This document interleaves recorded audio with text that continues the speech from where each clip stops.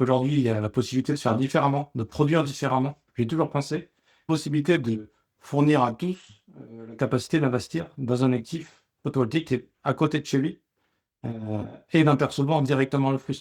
Aujourd'hui, on compare souvent les énergies renouvelables aux autres moyens de production. En fait, le solaire, c'est une énergie de flux. Dès le début, on peut prévoir le LCOE, c'est-à-dire le tarif auquel on va sortir l'énergie, dès le début, et on va le maîtriser jusqu'à la fin. Et c'est ça qui fait que le solaire s'impose aujourd'hui. Au cœur des grands projets et des décisions stratégiques. Vous écoutez Impact ESTP, le podcast étudiant qui décrypte l'avenir de l'ingénierie. Bonjour à tous et bienvenue sur Impact ESTP. Aujourd'hui, j'ai la chance de recevoir Grégory Ponce. Grégory, tu es un expert du photovoltaïque avec plus de 25 ans d'expérience. Tu as travaillé sur des projets qui ont permis d'installer plus de 600 MW crête de projets solaires en France, soit environ 5% du marché national. On va parler d'énergie solaire, d'autoconsommation collective, de réglementation, de blockchain, de la transition énergétique vue depuis le terrain. Bonjour Grégory. Bonjour Timothée, merci de me recevoir. Merci à toi d'avoir accepté. Pour commencer cette interview, je vais te laisser te présenter. Oui, bon, tu as déjà bien tracé les contours, mais oui, ce que je peux dire, c'est que je démarre en 98. En 98, j'étais sur le refuge du Plâté, dans les Alpes, à plus de 2000 mètres d'altitude, en train de poser des panneaux solaires et des batteries pour alimenter le refuge. J'avais à l'époque 17 ans. Et depuis, j'ai pas quitté ce milieu-là. Je pense qu'aujourd'hui, il y a la possibilité de faire différemment, de produire différemment. J'ai toujours pensé, je continue à le penser. Et c'est vers ça qu'aujourd'hui est tourné toutes mes actions. Et donc, entre-temps, j'ai fait plusieurs entreprises, monté en compétences sur l'ensemble. Je fais aujourd'hui, avec des associés, on a monté des entreprises la veille. Et On va revenir justement sur ton parcours où tu commences en 98-99 comme électrotechnicien off-grid photovoltaïque. C'était quoi le solaire en France à cette époque? Et qu'est-ce qui t'a attiré dans cette technologie où on n'en parlait pas comme on en parle maintenant? ouais, le solaire à cette époque, c'était deux entreprises, Apex et Nessol. Et aujourd'hui, à cette époque-là, on parle avec quelqu'un et il pensait qu'on travaillait pour faire de l'eau chaude pour les piscines ou autre. Il n'avait pas du tout conscience de ce que faisait le photovoltaïque. Et en France, il y a des projets off-grid, c'est-à-dire que c'était Enedis qui payait des systèmes pour raccorder les gens qui étaient en site isolé, hors du réseau. Et donc, si ça coûtait moins cher de mettre un système solaire, ils mettaient un système solaire à la place de raccorder les habitations. Et donc, les premiers projets qu'on a eu en France, les projets facés, c'était ce type-là de projet. Donc, c'est 2001-2007, tu travailles chez BP sur des projets photovoltaïques. BP, le géant pétrolier, avait une division solaire à l'époque. C'était quoi la stratégie? Qu'est-ce que tu as appris sur les projets photovoltaïques? Ah oui, en fait, le BP, c'était une grande expérience qu'ils avaient les moyens de nous faire apprendre ce qu'était le photovoltaïque. Et eux, ils n'étaient pas du tout spécialisés dans le photovoltaïque. Ils ont racheté une société pour se faire une image verte. Et en même temps, ils ont injecté la liquidité. On est passé d'une société où on était 10 personnes à plus de 120 personnes. Et c'est le moment où le photovoltaïque commence à prendre sur des installations. C'est le début du connecté réseau, les projets équipe. Et je ne sais plus, après c'était 2002 à peu près. Et donc on était, voilà, c'était les premiers sites raccordés au réseau, où on se branchait et on disait, voilà, et aujourd'hui comment on fait? Voilà, c'est raccordé, on est sur le réseau, comment on fait? Comment ça se passe? Il y a un contrat, et donc c'était très intéressant, très dynamique. À ce moment-là, il n'y avait pas de normes, NFC 1500 n'existait pas, donc on y a travaillé dessus aussi. Et justement, tu es passé d'une petite structure où vous étiez une dizaine à plus d'une centaine de personnes. Comment tu as vécu cette montée en puissance de moyens? Tu as dû prendre des responsabilités, apprendre plein de choses. À cette époque-là, je travaillais, je faisais le CNEP à distance. Mhm. Donc j'étais encore dans une phase d'apprentissage. Je suis passé du chantier en bureau d'études. Et donc j'ai appris aussi voilà, tout ce qui allait en bureau d'études, comment réfléchir à un projet intelligemment. Et après, j'étais sur la partie réalisation, donc pilotage des projets, à partir de la feuille blanche ou d'un besoin, et derrière d'écrire des solutions avec des produits qui n'étaient pas adaptés. C'était du BIPV, c'est-à-dire du solaire architectural. On l'intégrait dans la façade, on l'intégrait dans les toitures. Les produits n'étaient pas faits pour. Et donc voilà, il y avait tout un champ de possibles qui était intéressant à cette époque-là. Comment a évolué le marché du solaire en France à ces années-là? C'était sous la contrainte réglementaire ou c'est vraiment... Non, en fait, c'est une énergie qui s'impose de fait. Et je pense que ça s'impose aujourd'hui encore de fait.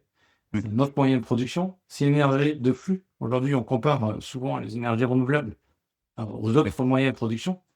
En fait, le solaire, c'est une énergie de flux. On la reçoit, on la capte et on la transforme directement. Ça n'a rien à voir avec du charbon ou du fossile, où le fossile, on va l'extraire, on va avoir un carburant et une machine pour produire. Là, on a uniquement une machine pour produire. Et dès le début, on crée cette machine-là et on n'a plus rien à faire sur toute la durée. Évidemment, le maintenir en état, mais on n'a plus besoin de l'alimenter. Et donc, dès le début, on peut prévoir le LCOE, c'est-à-dire le tarif auquel on va sortir l'énergie, dès le début. Et on va le maîtriser jusqu'à la fin. Et c'est ça qui fait que le solaire s'impose aujourd'hui. On va avancer un petit peu dans le temps jusqu'à 2022 où tu vas fonder Aveil en indépendant. Après 20 ans dans des grosses entreprises, qu'est-ce qui t'a poussé à créer ta propre structure? Et quel est le modèle d'Aveil concrètement? Alors, Aveil, je ne l'ai pas créé tout seul. Je l'ai créé à l'aide de mes associés. Comme tout le monde qui crée une société, ça demande beaucoup d'heures, beaucoup de temps d'implication. Ce qui fait qu'on a créé Aveil, c'est le fait qu'on était dans des grandes structures, dans des grands groupes, et on perd un peu la maîtrise de ce qui se passe sur le terrain. Et en fait, le photovoltaïque et même les énergies renouvelables, de manière générale, c'est un travail de fourmi sur le terrain. C'est vraiment un travail de territoire. C'est pas une énergie qui est centralisée, c'est une énergie qui est décentralisée. Et donc, pour faire cette approche-là, on est obligé d'être dans des petites structures agiles, au contact du terrain et au contact du vrai besoin qu'il y a sur site. Et aujourd'hui, ce qui se passe généralement, c'est que les grosses structures absorbent ces petites structures parce qu'elles perdent petit à petit en compétences. Et donc, elles viennent racheter ces structures-là pour grossir. Et après, c'est un peu un cercle qui s'est créé comme ça. En 2023, tu te formes à la blockchain, à la finance décentralisée. Quel est le lien entre énergie solaire et blockchain, justement? C'est la souveraineté, tout simplement. Ok. En fait, moi, j'ai toujours été passionné par ça, par le modèle en école. Avant, la communication était très centralisée. C'était une télé, un foyer, et tout le monde regardait la même émission. Puis après, il y a eu Internet, avec l'information décentralisée. Et je pense qu'on a entendu la même chose pour l'énergie. On a éveillé une énergie qui était hyper centralisée, et on est en train de la décentraliser. Mhm. Et l'autre volet, c'est le volet financier. Aujourd'hui, c'est un volet financier qui est hyper centralisé. Et je pense que la blockchain apporte une solution pour le décentraliser.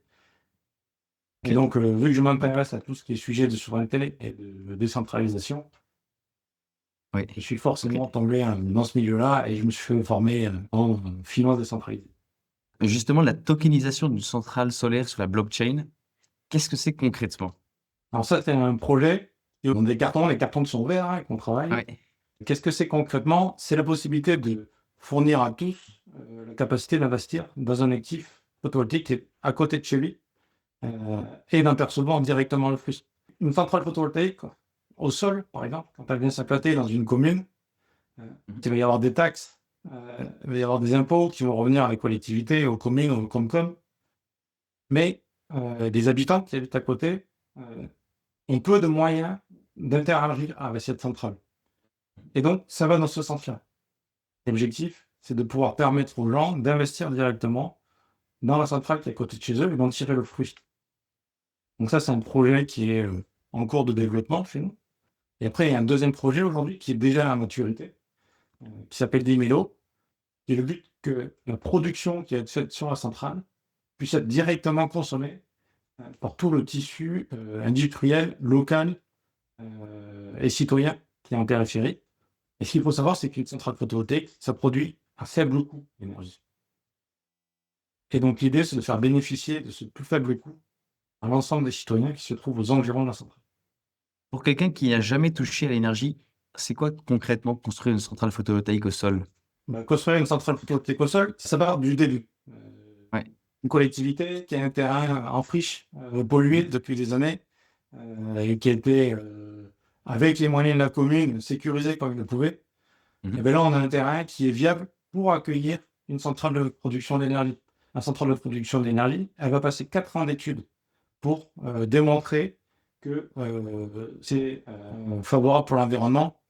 Et après, les moyens qu'apporte la construction de la centrale, ça permet aussi, on va faire une clôture tout autour de ce site, on va travailler le site, et derrière, ça va faire aussi des revenus pour la commune. Donc un projet photovoltaïque, c'est d'abord le territoire, d'abord le terrain, et petit à petit, on construit toutes les autorisations administratives, et après, on rentre dans une phase de construction de la centrale afin de produire les premiers électrons. Tu parles de friche industrielle, justement. Est-ce que c'est une sorte de gisement légitime pour le solaire? Quels sont les risques associés à 6 sites? Alors, les risques, ils sont minimes. Aujourd'hui, tous les terrains qui ont été anthropisés par l'homme sont dans le bon sens pour faire du photovoltaïque. Après, il y a des terrains qui ont été plus anthropisés que d'autres. Et évidemment, c'est sur ces terrains-là qu'il faut aller voir. Il y a les terrains, mais il n'y a pas que les terrains, il y a les toitures. Les terrains les plus anthropisés, ce sont les parkings qui sont bétonnés. Là, je veux dire, on ne fera plus rien pousser. Donc, ça a toute sa légitimité. Il y a les terrains avec certaines diverses pollutions, comme du PCB, de l'amiante, du mercure. Voilà. Tous ces terrains-là, on n'a plus rien à faire. Et donc, c'est légitime d'autant plus mais de leur donner une seconde vie et dans une production issue du renouvelable. Maintenant, il y a un autre type de terrain qui apparaît, qui est l'agrivoltaïque, qui a aussi toute sa place, et qui nécessite une autre personne qui est l'exploitant, l'agriculteur. Et c'est l'agriculteur qui est au centre de ce projet-là, pour construire avec lui l'agriculture qu'il va faire demain sur ce site. Centrale au sol, agrivoltaïque, les toitures tertiaires se développent aussi? Quelles sont les différences techniques et réglementaires entre ces 3 types de projets? Alors, tout est ultra réglementé, on ne peut pas faire ce qu'on veut, hein, donc tout est cadré. Et pour les toitures, il y a des assurances. Et les assurances, elles regardent bien et loupe ce que fait l'installateur, le type de produits qui sont mis, que les produits soient certifiés, que les installateurs soient certifiés Oui. également. Pour les centrales au sol, on touche moins à l'habitat. Donc, il y a des réglementations différentes qui sont plus liées à l'environnement et à l'approche territoriale. Les normes IEC sont au cœur de la qualité des panneaux. Est-ce que ces panneaux sont produits en France? Aujourd'hui, les panneaux, ils sont produits un peu partout, mais en termes de volume, la France a très peu de moyens industriels pour produire ces panneaux. Le volume intégral ne suffit pas. En fait, la capacité de production française ne pourra pas assumer les besoins qu'on a sur l'ensemble du territoire. Dernièrement, l'État a mis une approche pour utiliser des produits qui étaient français européens. On avait une réduction sur la TVA. Donc ça, c'est bien, ce sont des mesures incitatives pour consommer des produits locaux et favoriser l'industrie en France. Mais il faut aujourd'hui aller plus loin. Il faut investir dans des infrastructures de fabrication de modules. Mais il n'y a pas que les modules, il y a aussi les structures en acier et les onduleurs. Et derrière, il y a aussi toute la chaîne de recyclage. Aujourd'hui, quand on construit un module, on paye déjà une taxe pour le recyclage du module. Et derrière, c'est Soren qui est en charge de ça. Mais je pense que ça, c'est une filière aussi qu'il faut appuyer. C'est très important dès le début de prévoir la fin de vie d'un projet. Donc ces normes IEC sont pour les panneaux qui rentrent sur le marché français? Oui, et européen.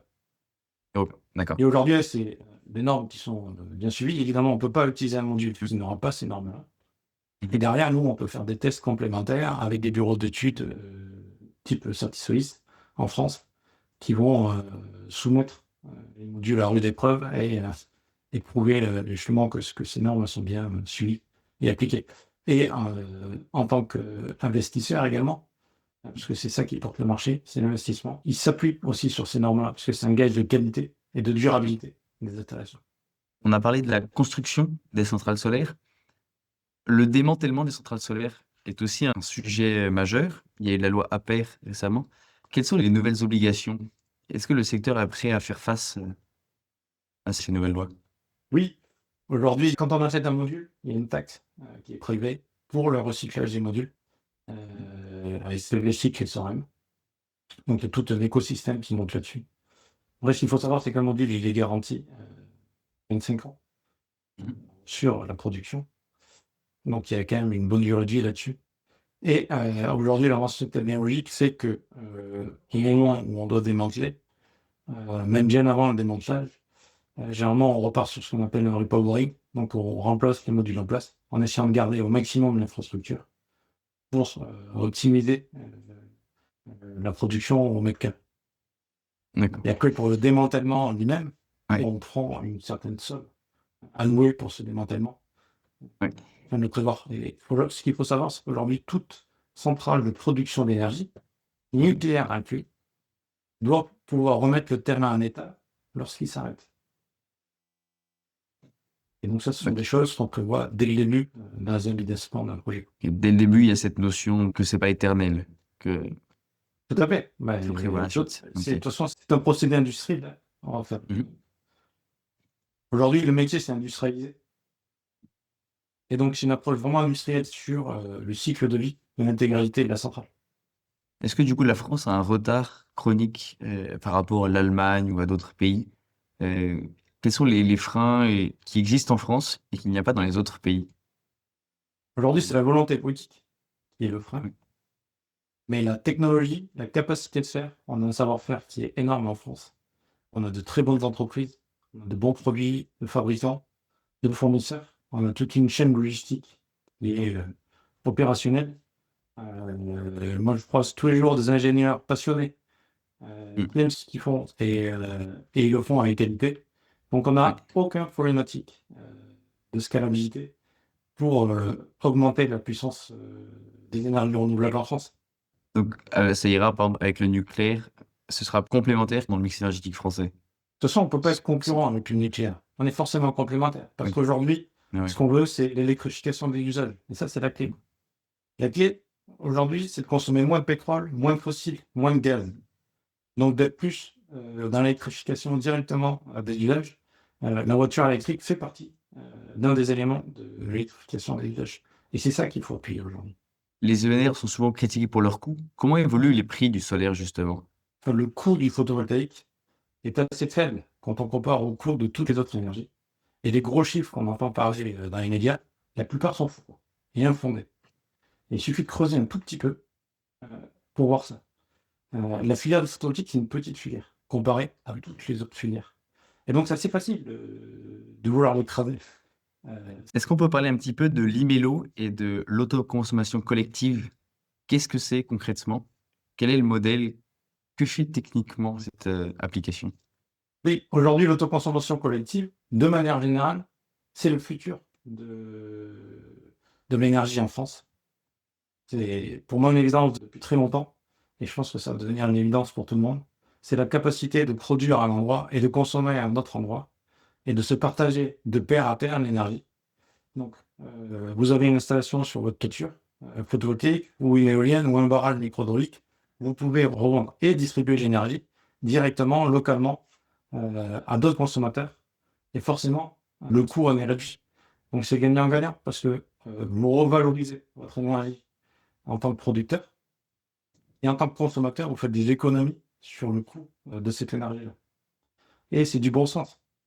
Parce qu'aujourd'hui, il faut consommer un électron, enfin, bon, c'est pas vraiment un électron, mais voilà, imaginez comme ça, un électron qui vient depuis 200 km jusqu'à chez vous, ou un électron qu'on produit à 10 mètres de chez vous.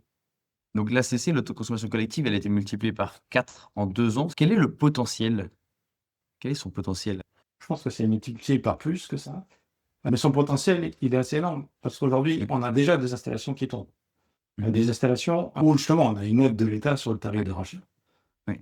Mais on peut se dispenser partiellement de cette aide en faisant de l'autoconsommation collective. Et là, il y a déjà une clé de lecture pour alléger le soutien de l'État et en même temps améliorer le coût de l'énergie pour les consommateurs et améliorer la production pour les personnes qui investissent. Donc que fait concrètement l'IMELO? L'IMELO, c'est assez simple. Mettre en relation les producteurs et les consommateurs et gérer le flux d'énergie et ainsi que les facturations.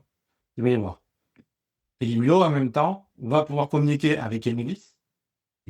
On va louer, entre guillemets, le réseau pour injecter l'énergie, pour transporter l'énergie de votre voisin jusqu'à chez vous. D'accord, ok. Et donc, ce que fait Donc, l'IMELO, c'est simplifier toutes ces procédures. Si vous devez le faire, vous, aujourd'hui, tout seul, c'est assez complexe. C'est même très complexe. Vous vous occupez de rien, on s'occupe de tout. Et il y a juste à dire qu'aujourd'hui, vous voulez consommer l'énergie de votre voisin ou que vous voulez produire pour vendre votre énergie localement. Et nous, on fait l'ensemble de la procédure. elle gère les contrats, l'interface Enedis, supprime la complexité administrative. Exactement. Elle démocratise l'énergie locale. La FNES vient de lancer un forum sectoriel structuré. Quel est le rôle de la FNES dans l'écosystème solaire français? Pourquoi ce forum arrive maintenant? Donc la FNES est là, elle a un gros rôle à jouer pour favoriser le photovoltaïque en France et défendre tous les acteurs de la filière. Aujourd'hui, la filière du photovoltaïque représente très nombreux emplois. C'est une filière qui est très territoriale, donc avec des emplois sur toute la métropole. Et la FNES, elle est là pour défendre et accompagner l'ensemble de ses adhérents sur ce métier. Alors justement, tu parles de l'implication de l'État. Les collectivités territoriales sont des acteurs clés justement de l'ACC. Comment tu les convaincs de s'engager sur des projets qui demandent une gestion sur 10 ans, 15 ans, 20 ans? Aujourd'hui, on n'a pas forcément besoin de les convaincre, hein. C'est eux qui viennent nous voir, ils sont convaincus tout seuls. Ça fait sens aujourd'hui pour une collectivité de produire sur ces bâtiments et soit de distribuer à ces bâtiments, donc de faire une incité patrimoniale, ou alors de redistribuer à ses citoyens et d'inciter ses citoyens à faire de même.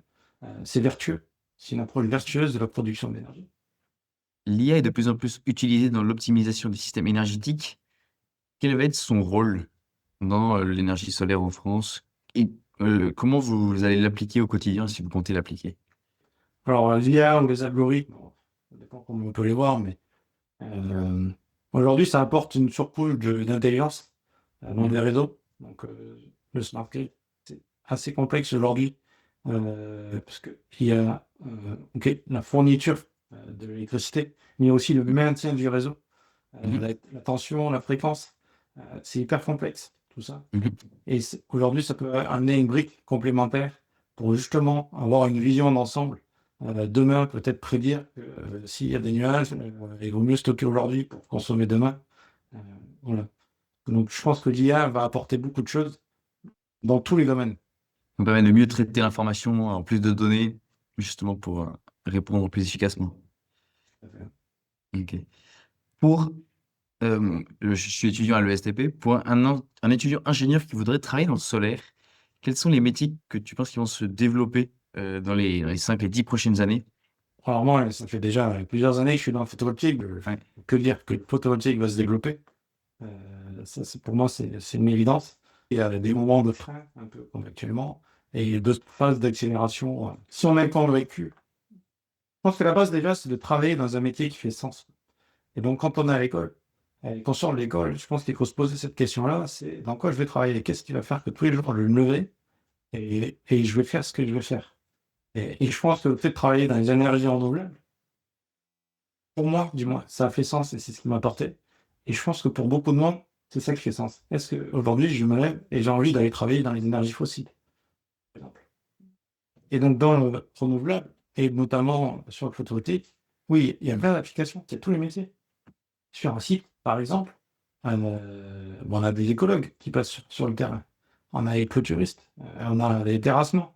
On a, par exemple, on met des graines spécifiques pour que sur le site, l'herbe elle pousse vite et que derrière on puisse mettre des moutons. Donc il n'y a pas que l'aspect technologique. Et le champ des possibles est très large et très vaste. Est-ce que Grégory, tu aurais envie de nous raconter un échec professionnel où tu as appris beaucoup de choses? Aujourd'hui, on en a parlé, il y a l'IA, on automatise de plus en plus d'éléments.